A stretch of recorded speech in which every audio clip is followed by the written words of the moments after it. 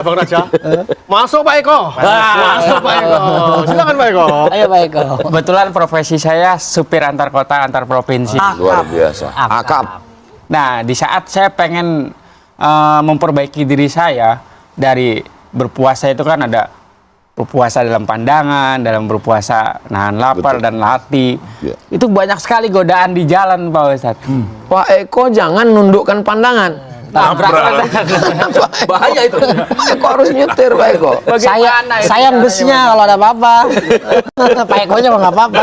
Bermacam-macam di jalanan apa Iya di sih. ini banyak Godaan sekali. tuh ya. Termasuk godaan. Al-mu'min alladhi yukhalitun nasa, seorang mukmin yang hidup berinteraksi sosial, wa yasbir ala adzahum, dan dia sabar menerima ujian ini, khairun, itu lebih baik.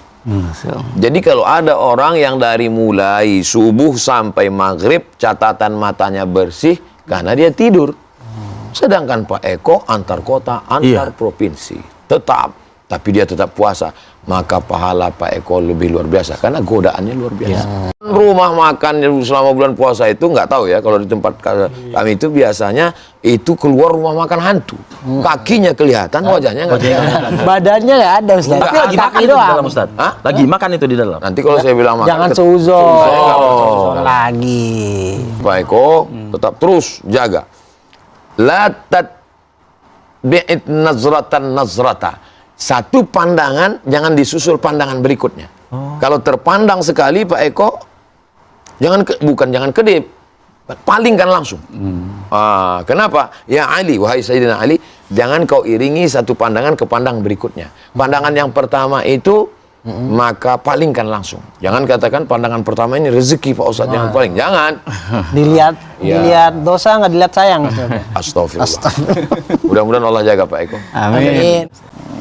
Tadi itu Pak Ustadz. Iya Pak Eko. Masuk Pak Eko. Masuk Pak Eko. Kita lupa Pak Eko mengingatkan. Biar kompak. Melepuh Pak Eko, melepuh. Saya sering mendengar di perjalanan saya itu kalau lagi lintas luar kota, setiap masjid tuh mengumandangkan ayat-ayat Al-Quran gitu Pak. Iya. Hampir tiap sampai malam gitu. Oh. Cuman terketuk hati saya untuk membaca Al-Quran karena saya bisa dibilang jarang dan hampir tidak bisa secara lancar membaca Al-Quran. Bagaimana itu biar saya bisa seperti mereka Pak Ustadz gitu. Pak Eko sambil nyetir.